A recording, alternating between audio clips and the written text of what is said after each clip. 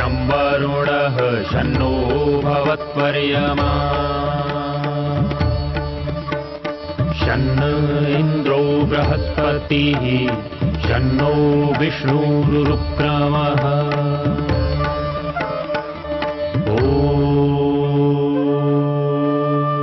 शान्ति शान्ति शान्तिः।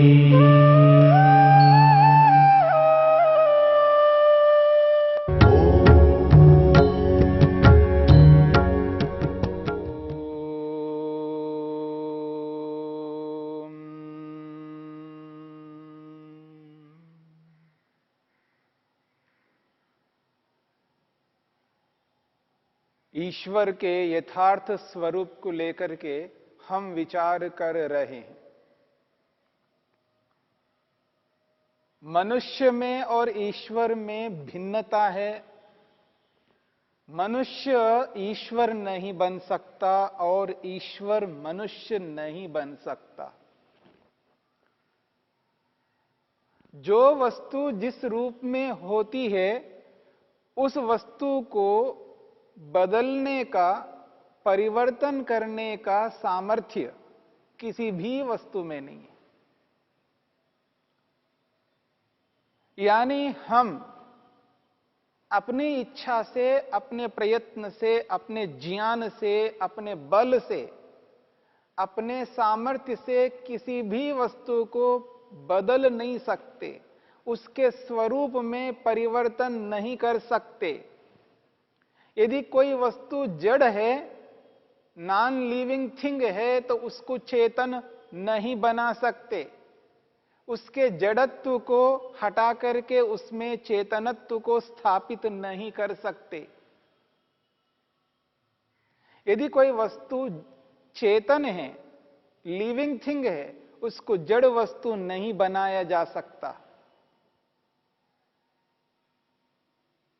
इसलिए इस बात को समझने का प्रयत्न करना, सदा ईश्वर ईश्वर ही रहेगा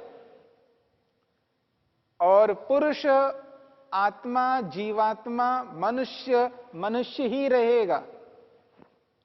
मनुष्य कभी ईश्वर नहीं बन सकता और ईश्वर कभी मनुष्य नहीं बन सकता।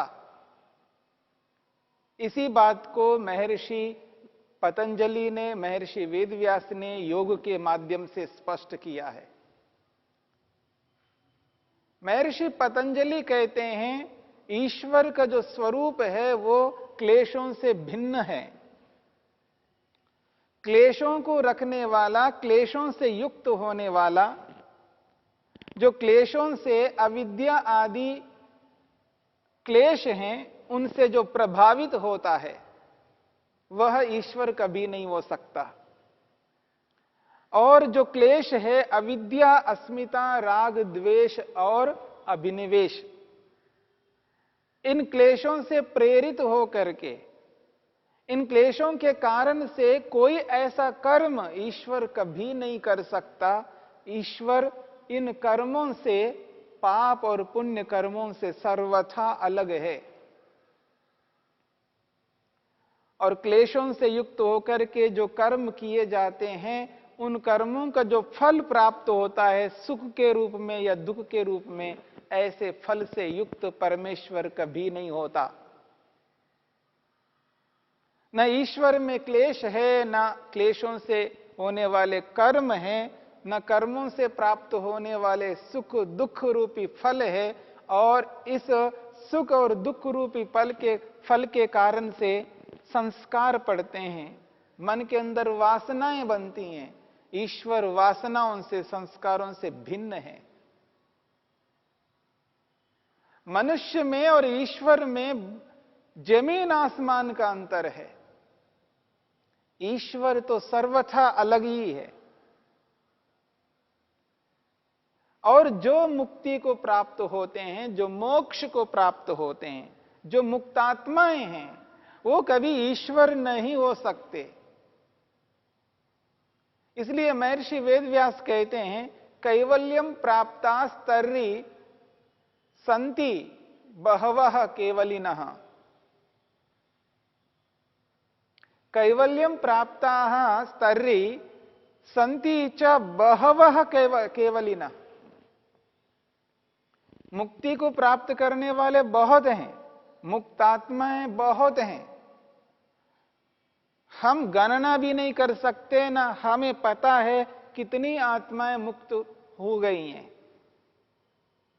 जो शरीर को धारण किए हुए थे, जिन्होंने मेहनत किया, पुरुषार्थ किया, समाधि लगाई, ईश्वर का साक्षात्कार दर्शन किया, समस्त क्लेशों को, अविद्या आदि क्लेशों को जिन्होंने नष्ट किया है, जिन्होंने जो संस्कार है, जिन संस्कारों से प्रेरित होकर के बार बार पाप और पुण्य कर्म किए जाते हैं, उन कर्मों से पृथक होकर के, क्लेशों से पृथक होकर के, संस्कारों से पृथक होकर के, उनसे ऊपर उठ करके समाधि लगा करके प्रभु का दर्शन करके जो मुक्त हुए हैं, जो मोक्ष में आज विद्यमान हैं, पर आज वह मोक्ष में है क्योंकि उन्होंने बंधनों को त्याग किया है।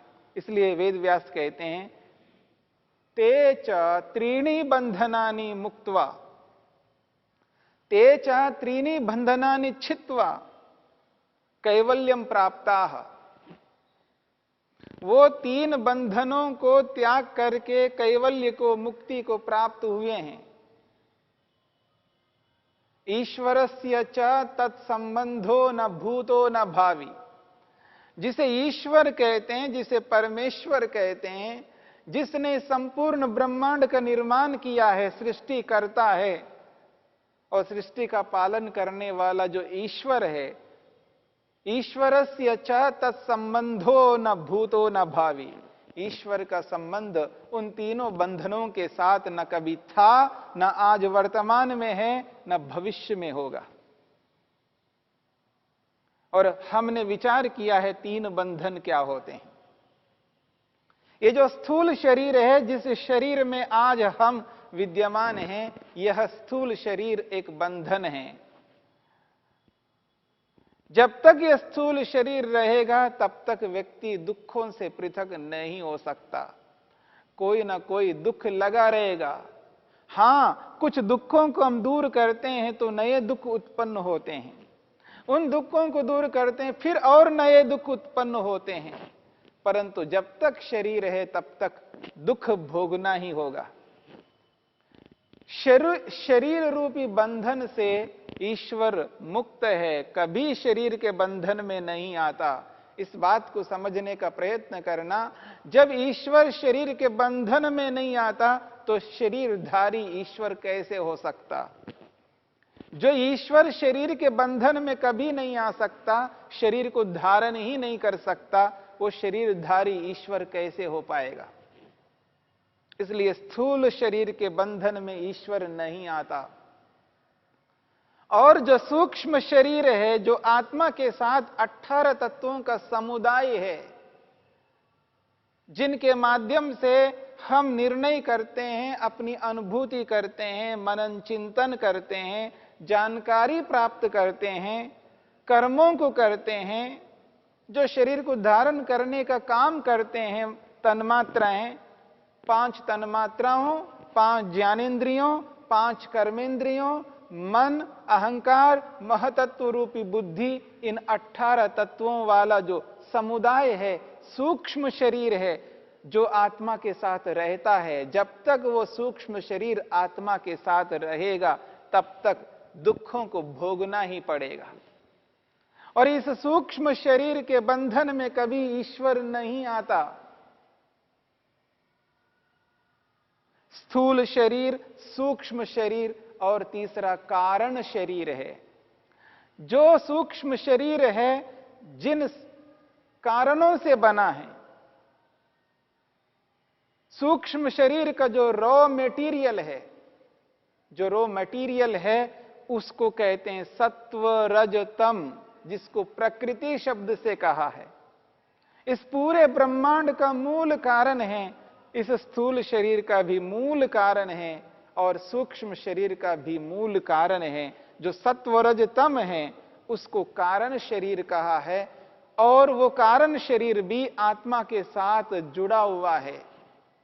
जब स्थूल शरीर आत्मा के साथ जुड़ा हुआ है तो सूक्ष्म शरीर भी जुड़ा हुआ है, और वो सूक्ष्म शरीर जिस कारण से है उसी कारण को यहां पर कारण शरीर से कहा गया है। सत्व रज तम सूक्ष्म शरीर के अंदर विद्यमान है।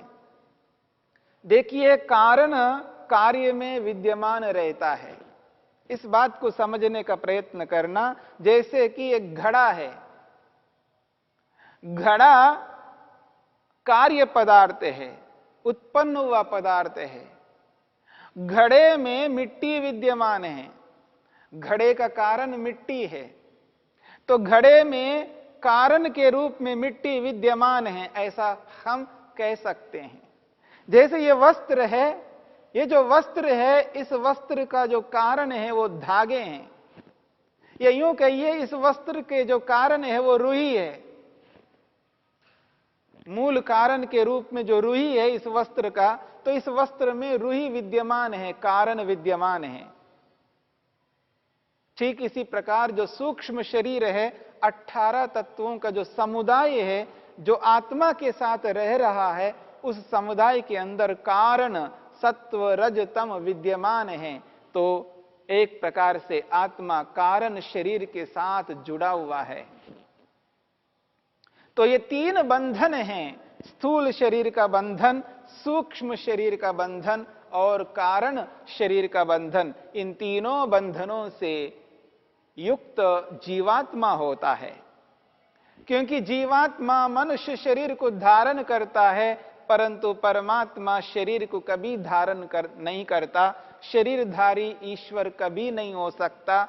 इसलिए कहा जा रहा है तस्य ईश्वरस्य, उस ईश्वर का तत्संबंध, उन तीनों शरीरों से संबंध न भूतो न भूतकाल में, बीते हुए काल में कभी था, न वर्तमान में है, न भावी न भविष्यत में। तीनों कालों में कभी भी ईश्वर बंधनों में नहीं आ सकता। इसलिए कहा जा रहा है ईश्वर सदा से मुक्त है और सदा से ईश्वर है।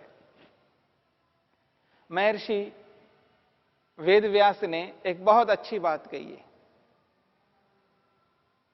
यथा मुक्तस्य पूर्वा बंधकोटि प्रज्ञायते, यथा मुक्तस्य पूर्वा बंधकोटि प्रज्ञायते नैवम ईश्वरस्य। इतने स्पष्ट शब्दों में वेदव्यास लिखते हैं, यथा मुक्तस्य पूर्वा बंधकोटि प्रज्ञायते, जैसे मुक्तात्मा आज मुक्तात्मा के रूप में है, मुक्तात्मा आज मुक्ति में है, मुक्तात्मा आज मुक्ति का आनंद ले रहा है, मुक्तात्मा आज दुखों से रहित है। जैसे मुक्तात्मा आज मुक्ति में रहता हुआ मुक्ति का अनुभव कर रहा है, लेकिन पूर्वा बंधकोटि ही, मुक्ति से पहले वो किस रूप में था? मुक्ति को प्राप्त करने से पहले मुक्तात्मा किस रूप में था? तो महर्षि वेदव्यास कहते हैं बंधकोटि, वो बंधन में रहा। मुक्ति से पहले वो बंधन में था, तीनों बंधनों में रहा था। आज मुक्ति है तो मुक्ति से पहले वो बंधन में था। नैवम ईश्वरस्य, स्पष्ट शब्दों में कहा जा रहा है ऐसा ईश्वर कभी नहीं होता।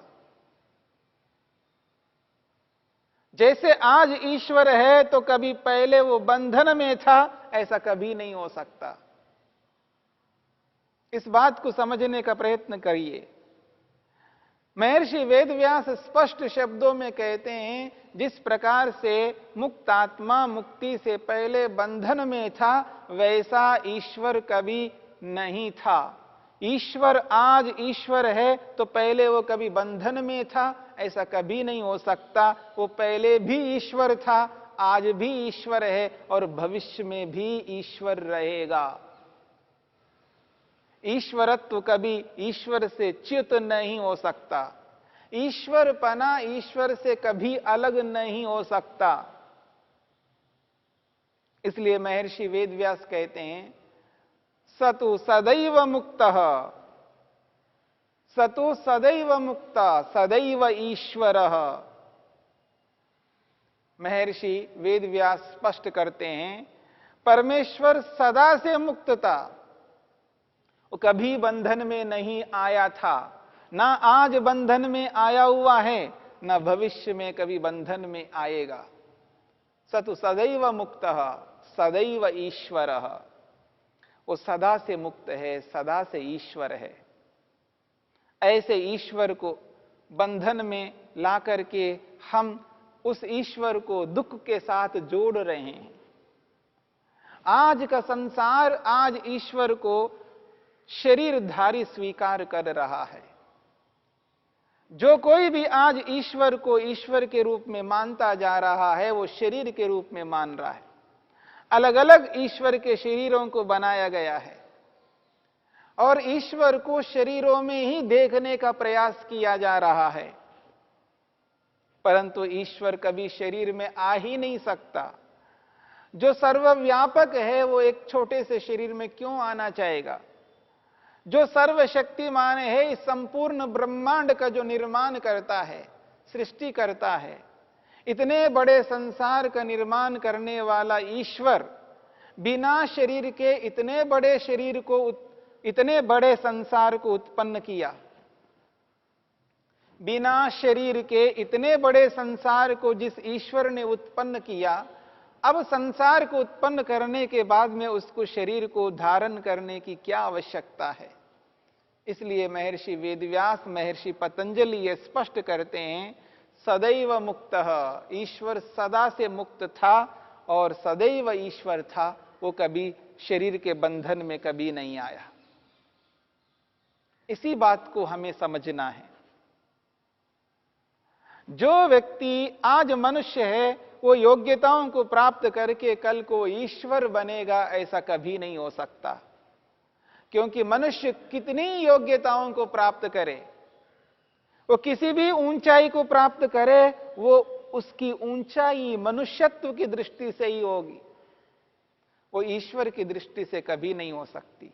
वो मनुष्य कभी सृष्टिकर्ता नहीं बन सकता और वो मनुष्य कभी संसार का पालन नहीं कर सकता। हां, बहुत सारे समुदाय को वो देख सकता है, उसको उपकार कर सकता है, अच्छा व्यक्ति हो सकता है, मनुष्यों में श्रेष्ठ मनुष्य हो सकता है, आदरणीय हो सकता है, पूज्य हो सकता है, अनुकरणीय हो सकता है, पर वो सृष्टिकर्ता नहीं हो सकता, वो ईश्वर नहीं हो सकता। इस बात को समझना है। जो लोग मनुष्य को ईश्वर बना देते हैं, एक शरीरधारी है, उसको ईश्वर की संज्ञा दी जा रही है, उसको ईश्वर माना जा रहा है, ईश्वर का अवतार माना जा रहा है, ऐसा कभी नहीं हो सकता। यही बात महर्षि पतंजलि ने, महर्षि वेदव्यास ने यहां पर स्पष्ट कही है। इसी बात को हमें समझना है और ईश्वर को ईश्वर के रूप में रखना है और मनुष्य को मनुष्य के रूप में रखना है।